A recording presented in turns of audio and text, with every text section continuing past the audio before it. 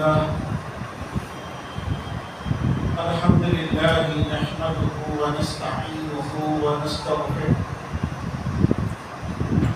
ونعوذ بالله من شرور أنفسنا ومن سيئات أعمالنا من يهدي الله فلا مضل له ومن يضلله فلا هادي له وأشهد أن لا إله إلا الله وحده لا شريك له وأشهد أن محمدا عبده ورسوله أرسله بالحق بشيرا ونذيرا أما بعد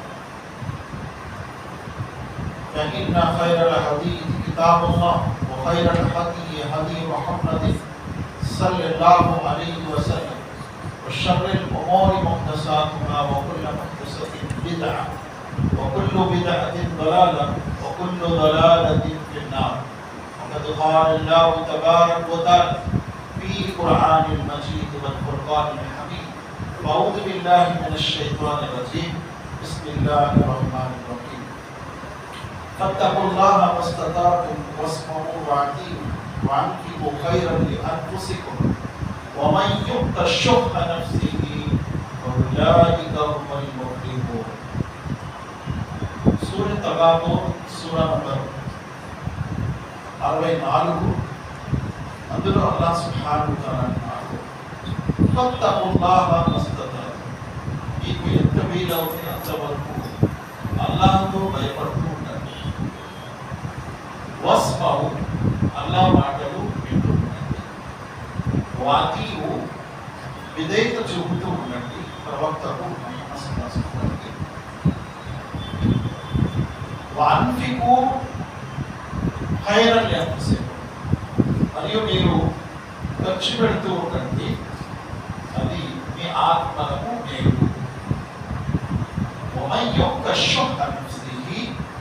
ఎవరైతే తమ ఆత్మ యొక్క లోభత్వం నుండి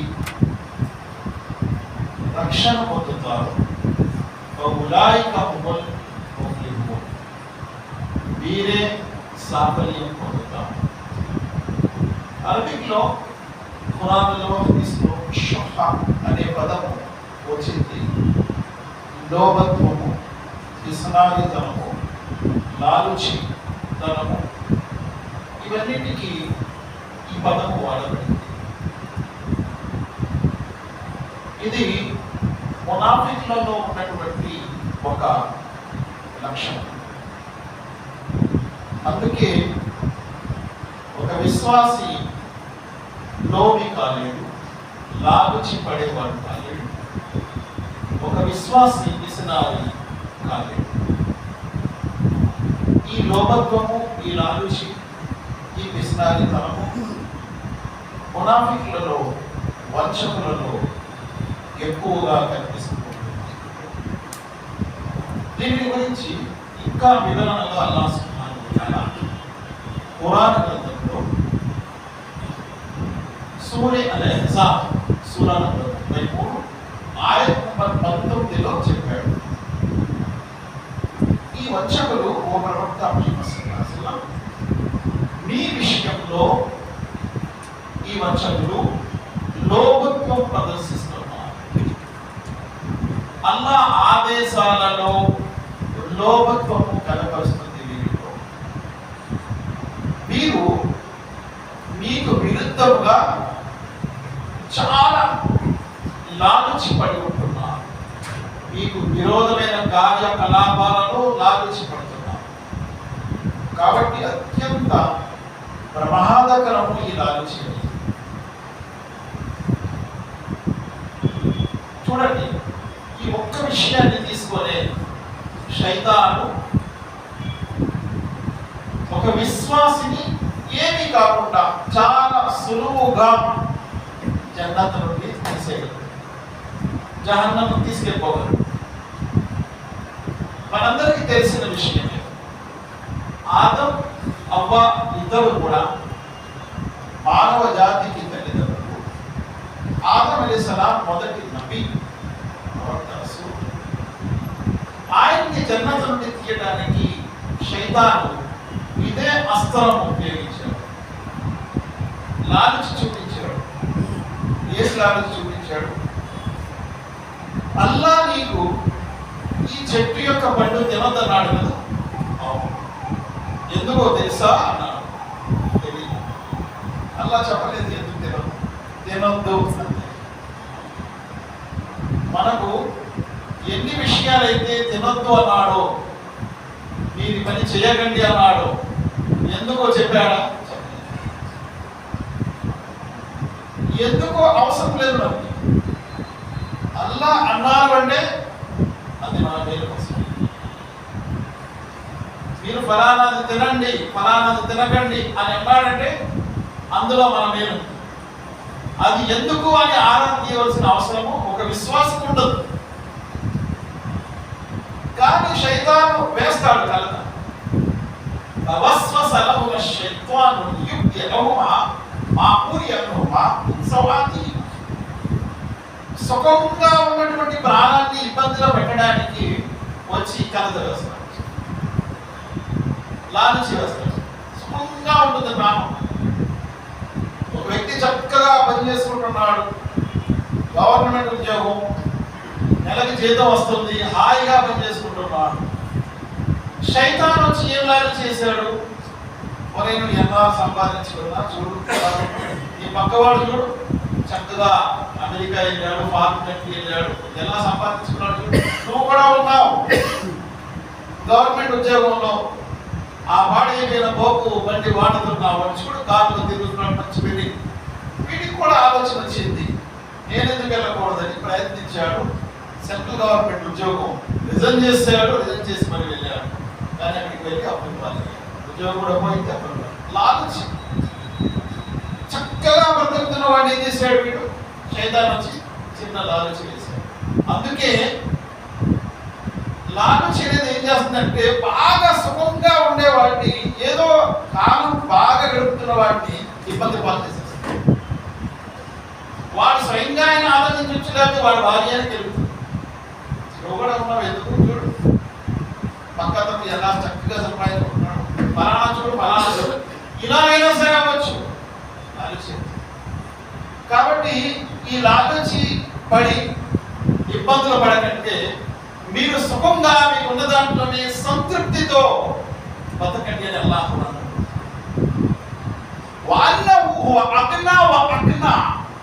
అగ్నా అంటే నాకేమీ కూడా అవసరం లేదు, అల్లా దయ వల్ల చాలా బాగున్నాను అంటాము. అగ్నా అంటే నాకు ఇచ్చిందే చాలులే అని అనటము కనాత్ అంటారు, దాన్ని గని అంటారు. ముహమ్మద్ సల్లల్లాహు అలైహి వసల్లం భూప్రపంచంలో ఉన్న వస్తు సామగ్రిల ద్వారా ఎవడు కూడా ధనికుడు కాలేడు. ధనికుడు ఎలా అవుతాడు? తన ఆత్మ ద్వారా ధనికుడు అవుతాడు, మనస్సు ద్వారా. తన హృదయము ఎప్పుడైతే నాకేమి కూడా అవసరం లేదు, అల్హమ్దులిల్లాహ్ అని చెందే చాలు అని అనుకుంటాడో ఆ వ్యక్తి ధనికుడు అని ముహమ్మద్ సల్లల్లాహు అలైహి వసల్లం. కాబట్టి ఉన్న దాంట్లో సంతృప్తిగా ఉండే వ్యక్తులు ఎప్పుడు కూడా ఇబ్బందులు పడరు. ఇబ్బందులకు కారణం ఏమిటి? కోరికలు ఇబ్బందులకు కారణం. ఒక కోరిక అనేది వస్తుంది, అది తీరాలంటే ఏదో స్టెప్ వేయాలి కదా, ఏదో ఒక అడుగు వేయాలి.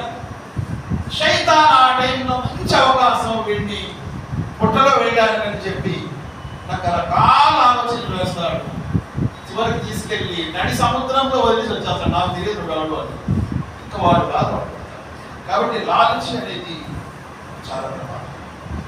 మనం చిన్నప్పుడు వినేవాళ్ళం కదా, బాధేమో బంగారం కొట్టు కడుతుందని చెప్పి వాడు రోజు కొట్టండి, అసలు కోస్తే పూర్తి గుడ్లో వాడు అన్ని బయటకు వచ్చేస్తాయని చెప్పి కోసేసాడు. దాన్ని లాలచి. చాలా సింపుల్ గా చెప్పారు. ఈ ఉదాహరణ ఎవరు చెప్పారు?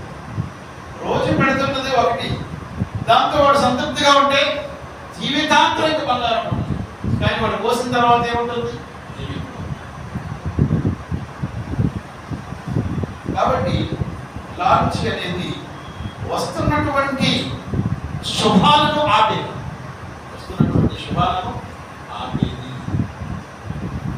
ఒక హదీస్ కూడా చదువుతాను. ఆయిషా సిద్దికా అంటున్నారు, నేను నా యొక్క రేషన్ డబ్బాలో నుంచి తీసి రేషన్ వాడుతున్నాను. అది వాడుతున్నాను అయ్యేటట్టు అనిపించట్లేదు. ఒక రోజు ఇంకెంత ఉందో అని చెప్పి తీసుకొలిసాను, ఆ మరుసటి రోజు అయిపోయింది. ఒకవేళ నువ్వు అలా కొలిచి ఉండకపోతే అది శాశ్వతంగా వాడుతూనే ఉంటావు. అయ్యో ఏం చేస్తావు, అయిన తర్వాత ఇంకేం పని కాదు. ఇంకా అలాగే ఒక బలహీనమైనటువంటి బలమైన తీసుకోవాలి. సహాబి ఇంట్లో వచ్చి భోజనం పెట్టు తొందరగా, నాకు చాలా ఆకలిగా ఉంది అంటే, కంగారు పడుతున్నావు ఎందుకు, అదో తిరగల్లో పిండి తిప్పుతున్నాను, నీకు భోజనం పెడతాను. తిరగల్లో పిండి ఈవిడేం చెప్పింది, అల్లాహ్ సుబ్హానహు వ తఆలా మా ఇంట్లో తిరగ పెట్టాడు కదా, తిరగల నుంచి పిండి వస్తాను నీకు ఇస్తాను అని అంది. అంతే, అది నిజంగా అది తిరగడం ప్రారంభమైంది. దాంట్లో నుంచి పిండి రావడం, పిండి వస్తూ ఉంటే తీసి తొందరగా వండేసి పెట్టేసింది. నాకు అది ఆగట్లేదు, తిరుగుతూనే ఉంది, పిండి వస్తూనే ఉంది.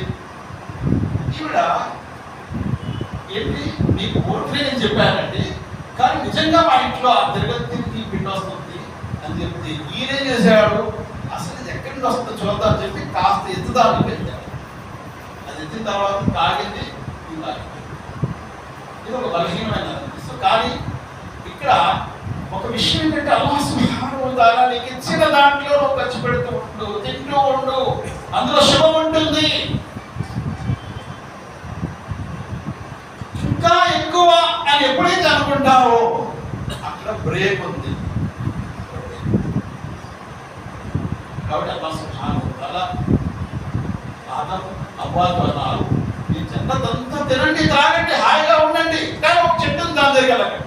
ఫలా తక్రహు హాదిహి షజరత ఫతకూన మినల్ ਜ਼ਾలిమీన్. ఆ చెట్టు దగ్గరికి వెళ్ళకండి, చెట్టు పంట తినడం దూరం కూర్చి, ఆ చెట్టు దగ్గరికి కూడా వెళ్ళకండి అంటే శైతాన్ వచ్చి అన్నాడు, నీకు ఎందుకు తినదన్నాడు తెలుసా, అంతకూన మలకైని అవు తకూన మినల్ ఖాలిదీన్. మీరు దైవదూతల్లో కలిసిపోతారని, లేదా మీరు శాశ్వతంగా ఇక్కడ ఉండిపోతారని ఆ చెట్టు దగ్గరికి వెళ్ళొద్దని. ఇందులో దైవదూతల్లో కలిసిపోతాము, లేదా శాశ్వతంగా ఇక్కడ ఉండిపోతాము, అయితే తింటే ఉండిపోతాము, చూద్దామని చెప్పి ఇద్దరు వెళ్ళారు. వెళ్ళి ఆ చెట్టు పండు ఇంకా తినలేదు, కేవలం నాలుగుపై పెట్టి రుచి చూశారు. రుచి చూశారు అంటే బట్టలు ఊడిపోయాయి. ఫస్ట్ ఏమైంది, డ్రెస్ పోయింది, ఉద్యోగం పోతే ఏమవుతుంది, యూనిఫామ్ కూడా పోతుంది. ఇంకెవడు కాదు చేయడం, ఉద్యోగం ఉండగానే ఆ యూనిఫామ్. కాబట్టి ముందన్న యూనిఫామ్ తీశాడు. ఇక వారికి అర్థమైపోయింది, ఓహో మా ఉద్యోగం పోయింది, అక్కడి నుంచి పాకి వాళ్ళు పరిగెడతాను, అయిపోయింది. నీకు తినొద్దన్నా నువ్వు తిన్నా. నేను చెప్పాను కదా ముందే, వాడిని యొక్క పరమ శత్రువు శైతాన్. వాడి మాటలు వినకండి. లాలుచి పనులు చేసే ఈ యొక్క వస్వస వేసేవాడు అసలు మునాఫికులు తమ జీవితాలు ఇందులోనే గడిపారు. ఈ రాజ్యం చూడండి, అల్లాహ్ సుబ్హానహు వ తఆలా మరొక ఆయతలో ఏమంటారు, దీని యొక్క భావన ఎలా ఉంటుంది. وَمِنَ النَّاسِ مَن يَعْبُدُ اللَّهَ عَلَى حَرْفٍ فَإِنْ أَتَاهُمْ خَيْرًا اطْمَأَنَّ وَإِنْ أَصَابَتْهُ فِتْنَةٌ انقلبوا على وجهه خسر الدنيا والآخرة ذلك هو الخسران المبين. ఓ ప్రవక్త ముహమ్మద్ సల్లల్లాహు అలైహి వసల్లం, ప్రజలలో కొంతమంది ఉన్నారు మధ్యలో నిలబడి అల్లాహ్ను ఆరాధిస్తూ ఉంటారు. అంటే దోలాయమానంలో ఇల్లు కాదు, అటు కాదు, గోడ మీద పిల్లివాడు ఉంటారు కదా, ఆ టైంలో కొంతమంది ఉంటారు. ఓ ప్రవక్త ముహమ్మద్ సల్లల్లాహు అలైహి వసల్లం, ఫైన్ అతాహు ఖైరన్, వారికి ఏమైనా మేలు కలిగితే, ఇస్లాం చాలా మంచిది, అల్లాహ్ చాలా మంచివారు, ప్రవక్త చాలా గొప్పవారు, ఇస్లాం కంటే మంచి ధర్మం లేదు అని అన్నారు. వైన్ అసాబతు ఫిత్నతున్ ఇన్ఖలబ అలా వజిహి, ఏ మాత్రం అల్లాహ్ సుబ్హానహు వ తఆలా పరీక్షిస్తే వారి మీద తిరిగిపోతారు. నాకు అక్షరాలేదు ఇస్లాం, ఇస్లాం అక్షరాలేదు, అల్లాహ్ నాకు అక్షరాలేదు, మస్జిద్ అక్షరాలేదు, నమాజ్ అంటే అక్షరాలేదండి, మీకు ఎక్కడ వేసాడు చూసారు? అల్లా అంటున్నారు నేను పరీక్షిస్తే వాడు తిరిగిపోతాడు. కాబట్టి అల్లా సుబ్హానహు వ తఆలా పరీక్షిస్తాను అని విశ్వాసాలు గురించారు. లాలచి పడే వ్యక్తి ఎప్పుడు కూడా చిన్న పరీక్ష కూడా వాడికి రాకుండా, చిన్న పరీక్ష కూడా భరించలేడు. ఎప్పుడు కూడా లాభాలి, ఎప్పుడు కూడా మేలే జరగాలి. అల్లాహ్ సుబ్హానహు వ తఆలా అందుకే అంటున్నాం, ఓ ప్రవక్త ముహమ్మద్ సల్లల్లాహు అలైహి వసల్లం వారు మేలు పట్ల లాలచి కలిగి ఉంటారు.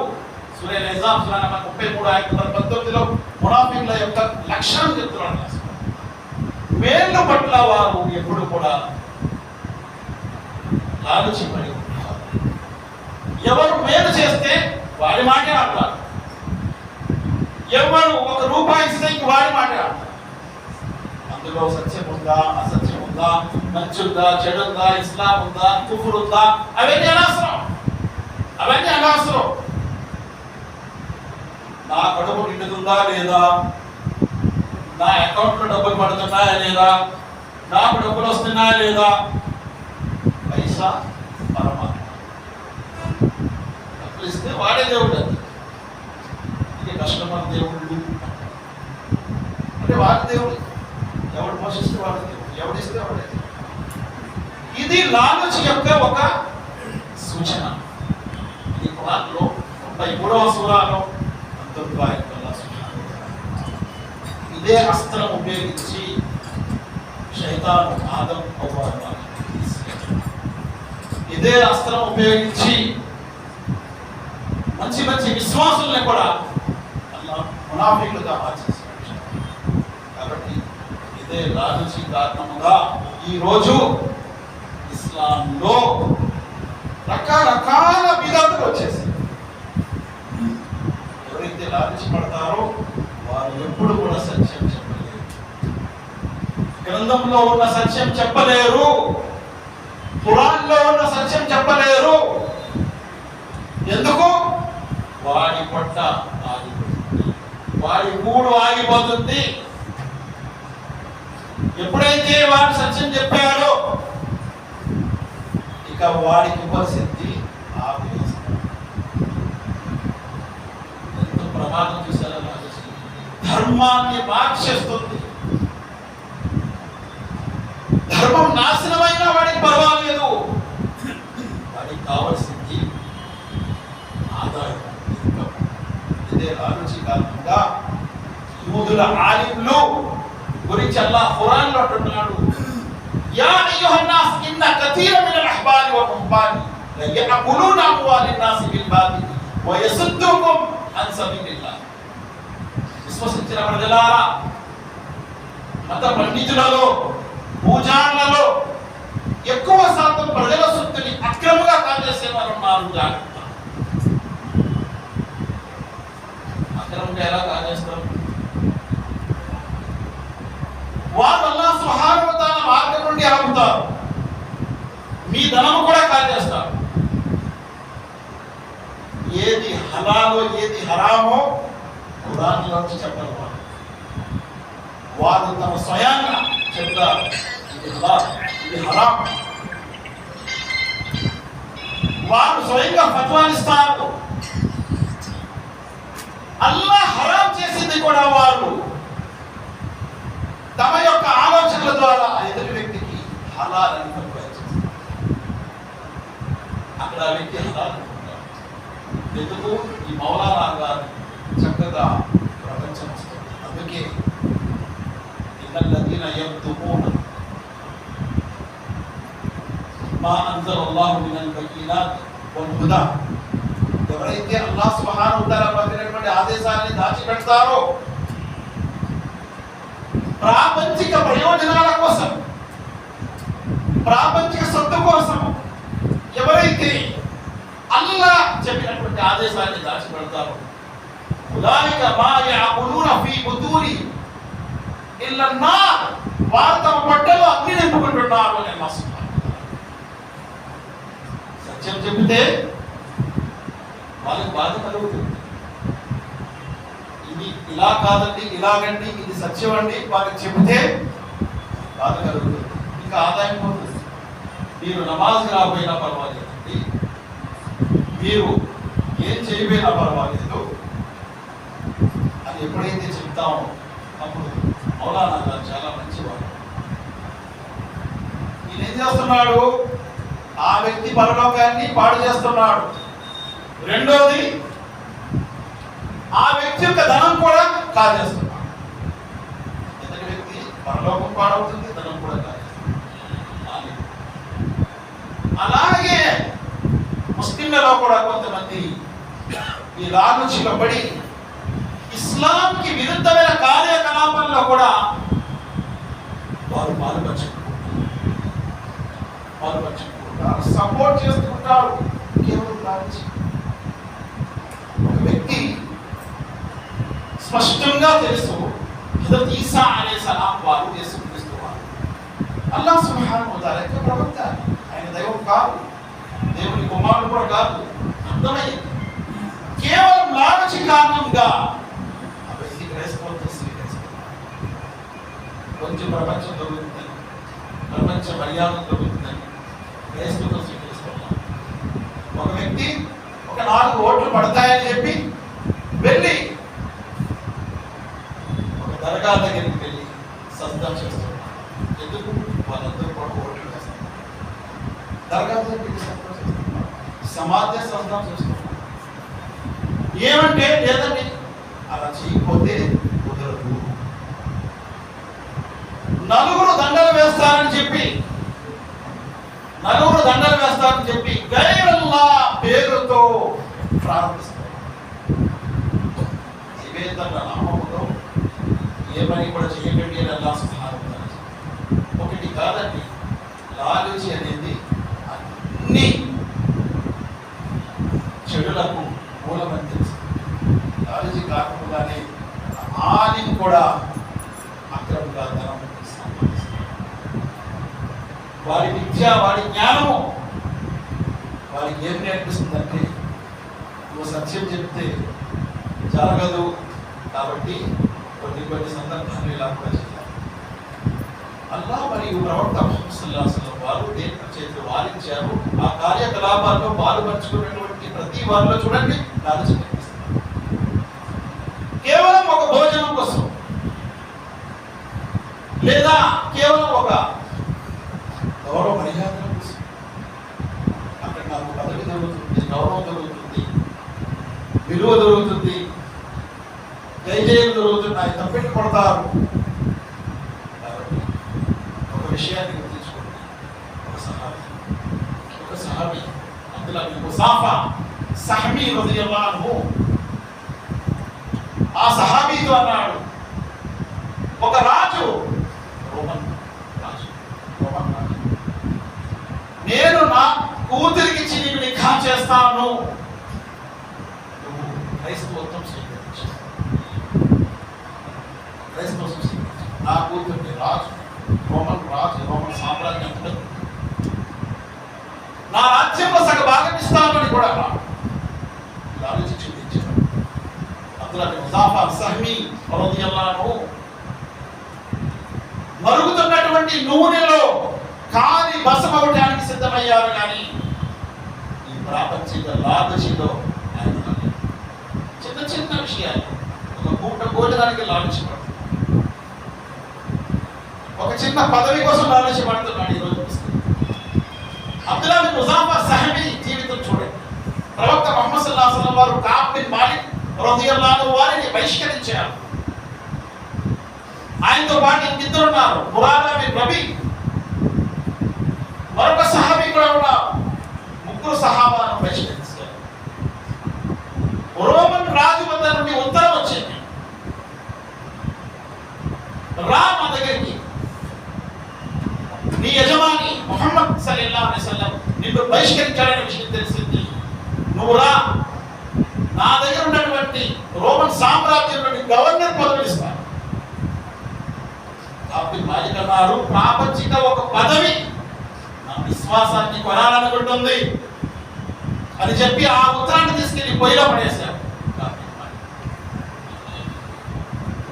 కాబట్టి లాలూచి పడలేదు. మునాఫికులు లాలించబడ్డారు.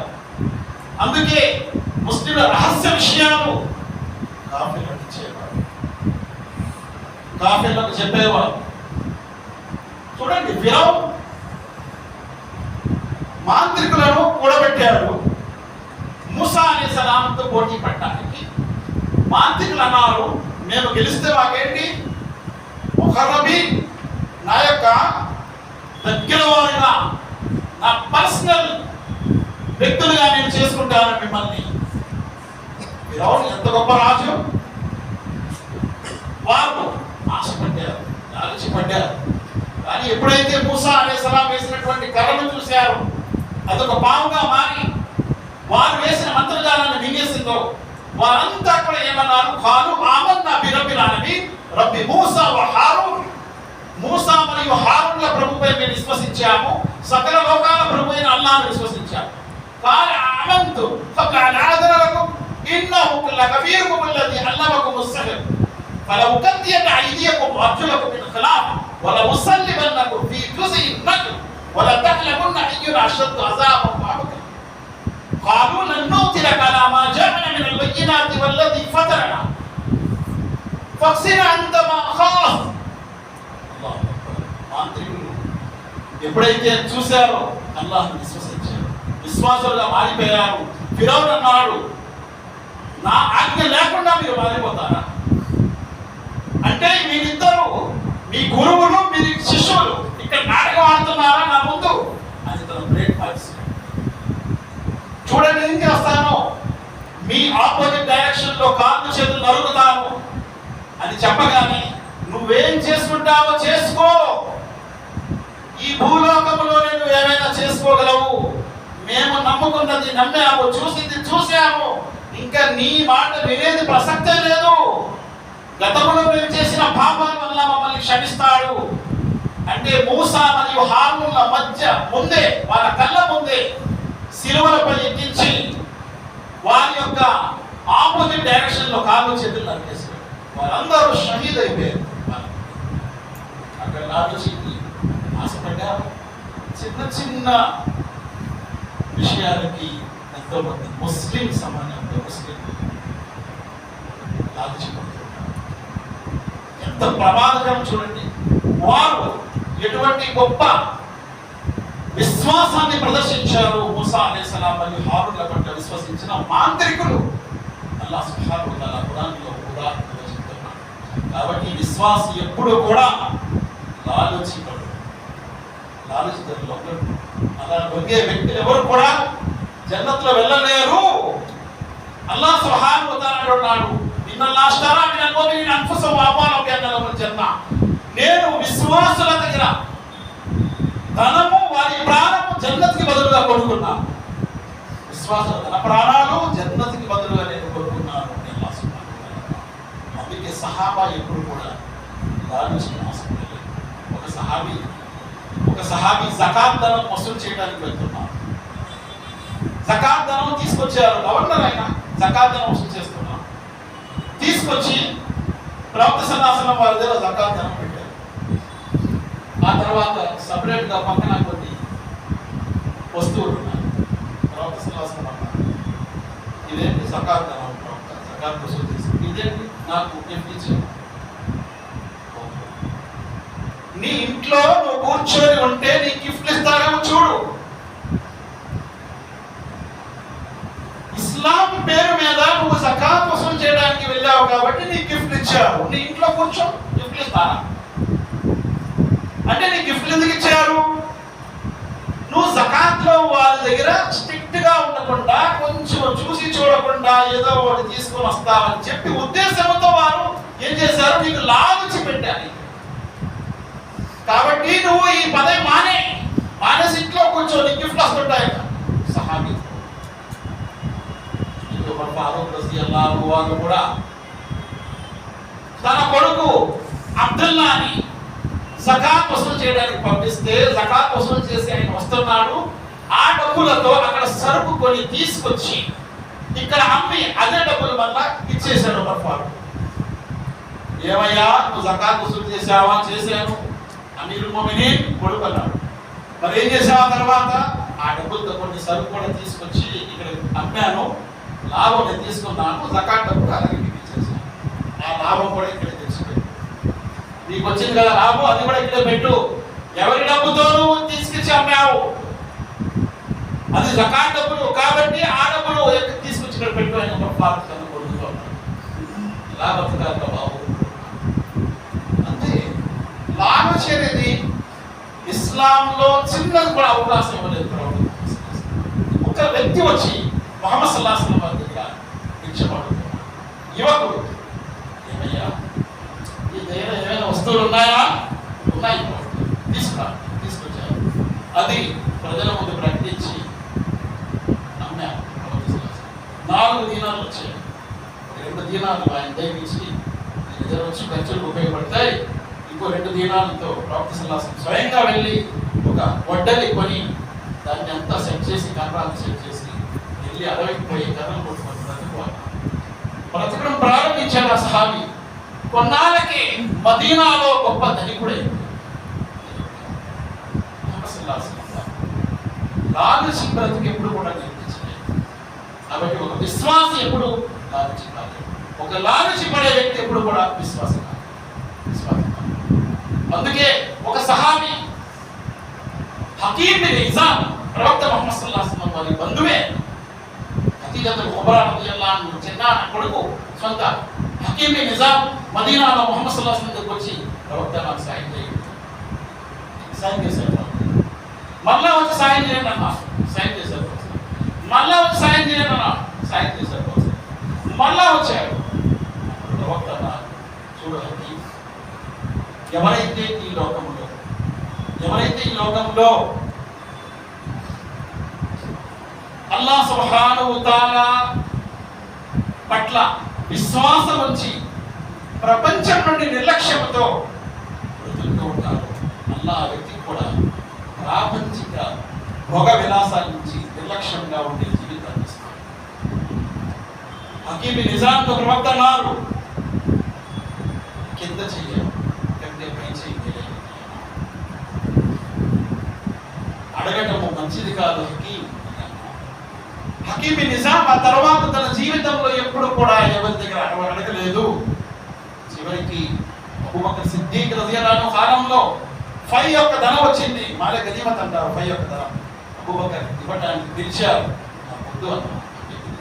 ఉమర్ ఫారూక్ పిలిచారు, నాకు వద్దు అన్నారు.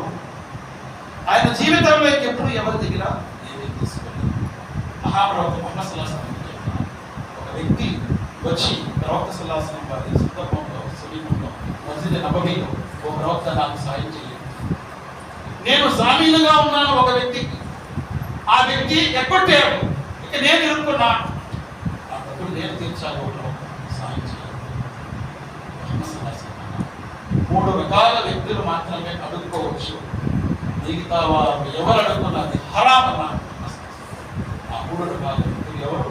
ఒక వ్యక్తి ఎవరైతే జామీనాగా ఉంటారు, ఒక వ్యక్తి యొక్క జామీన మధ్య షూరిటీ ఉంటారు కదా, షూరిటీగా ఉంటారు, కానీ వ్యక్తి బాగుపోయాడు, ఆ వ్యక్తి అడుక్కోవచ్చు.